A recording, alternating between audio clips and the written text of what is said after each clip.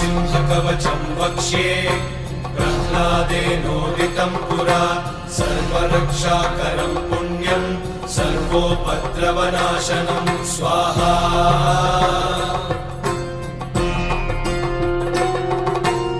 सर्वसम्पत्करं चैव स्वर्गमोक्षप्रदायकं ध्यात्वा नृसिंहं देवेशं हेमसिंहासनस्थितं स्वाहा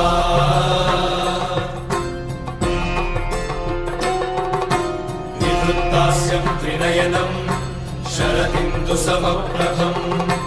लक्ष्म्यालिङ्गितवामाङ्गं विभूतिविरूपाश्रितं स्वाहा